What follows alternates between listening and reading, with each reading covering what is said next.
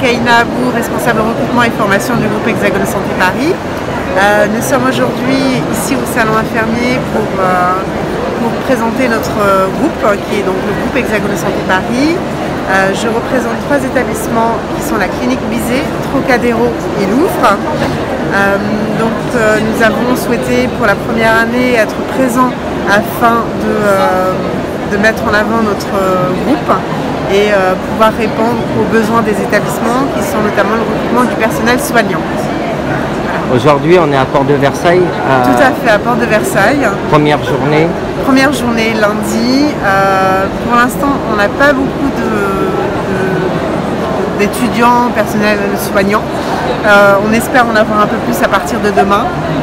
Donc là, voilà, on les attend à toutes les équipes de cadres, d'encadrement qui sont présentes aujourd'hui, qui seront présentes pendant les 3 jours, enfin les 2 jours à venir. Responsable marketing et communication au sein de la société Meanwhile. Meanwhile conçoit, fabrique et installe des robots mobiles autonomes destinés au transport de biens à travers les établissements de santé.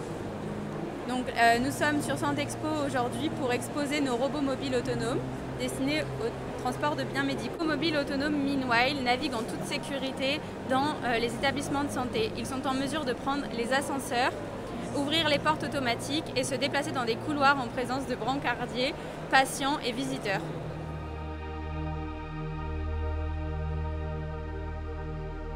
Allez. Donc Christophe Rousseau, je suis cofondateur de la société Exolis.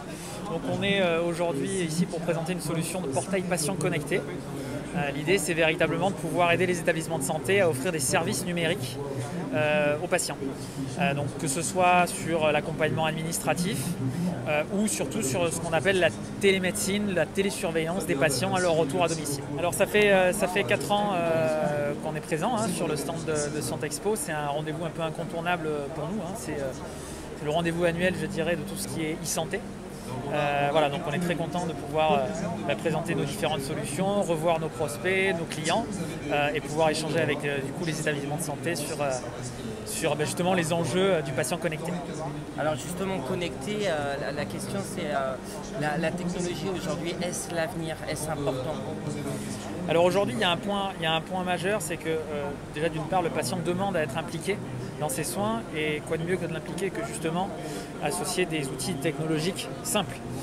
Aujourd'hui, nous, ce qu'on propose, c'est finalement ni plus ni moins qu'une application mobile qui permet au patient d'être toujours en lien avec son établissement. Donc c'est vraiment ce qui va nous permettre à la fois au patient de se sentir impliqué et puis là où c'est indispensable, c'est que le patient va de plus en plus retourner chez lui tôt. On a notamment ce qu'on appelle de l'ambulatoire.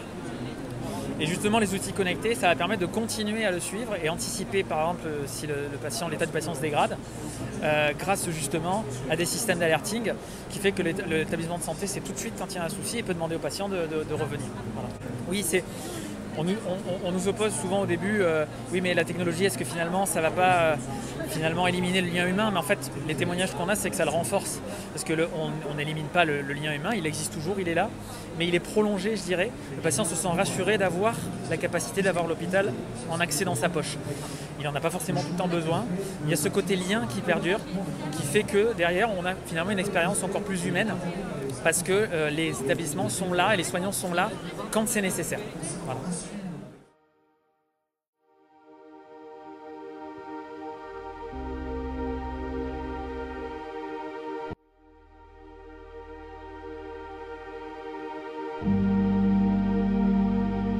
Je m'appelle Eric Jeunnevel, je suis donc chargé d'affaires chez Medadom.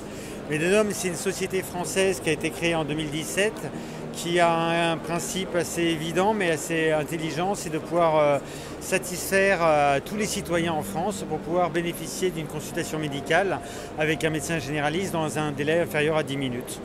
Et par ce système, en fait, on dispose de différents outils connectés, qui soient une borne de téléconsultation, comme vous l'avez ici devant les yeux, une cabine de consultation médicale ou un simple accès par un ordinateur ou un téléphone, un smartphone classique.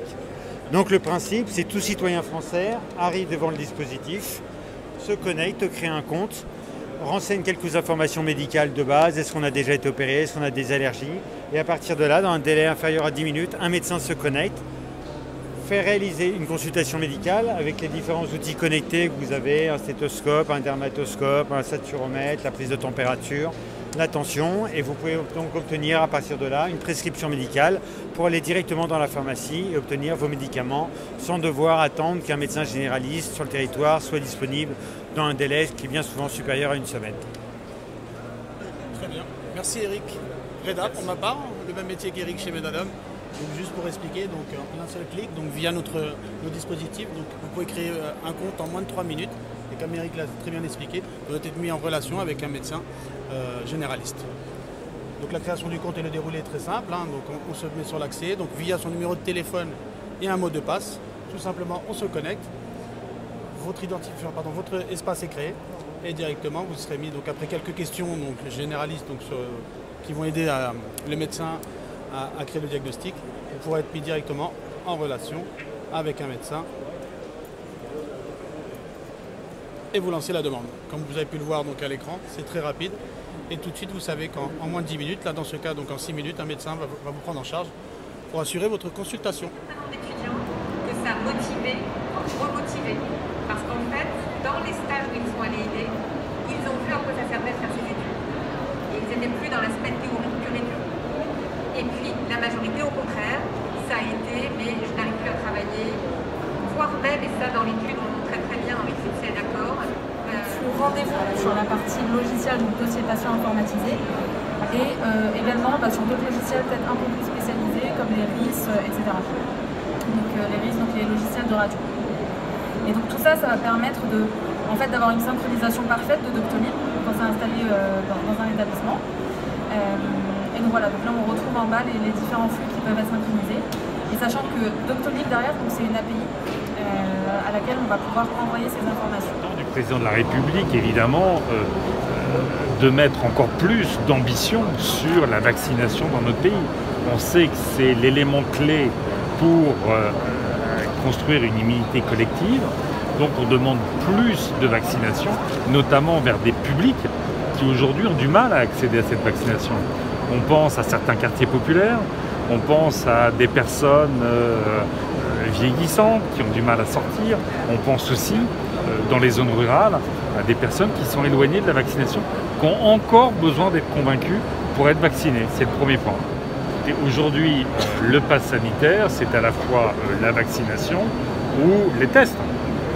Je ne pense pas qu'il faille passer aujourd'hui sur la vaccination obligatoire tant qu'on n'a pas été chercher toutes les personnes qui, encore une fois, sont éloignées de la vaccination, qui n'ont pas eu accès à cette vaccination ou qui, après un entretien, verraient leurs doutes levés par rapport à cette vaccination. Quand on discute avec beaucoup d'associations, elles nous expliquent combien passer un quart d'heure, une demi-heure avec des personnes qui doutent de la vaccination leur permet parfois d'aller se faire vacciner.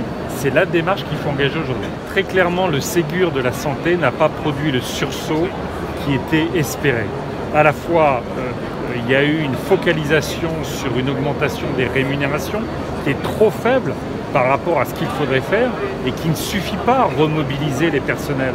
Aujourd'hui, il y a la question du sens des missions, il y a la question des effectifs. Et finalement, ce gouvernement n'a pas réussi par sa politique publique à retrouver la confiance des personnels de l'hôpital. Donc augmenter les salaires, augmenter les effectifs, repenser la gouvernance de l'hôpital, repenser les bassins de santé, c'est-à-dire qu'il faut adapter notre politique de santé à la question des bassins de santé qui ont des pathologies différentes, garantir un ratio personnel-population et puis sortir de la tarification à l'arrêt.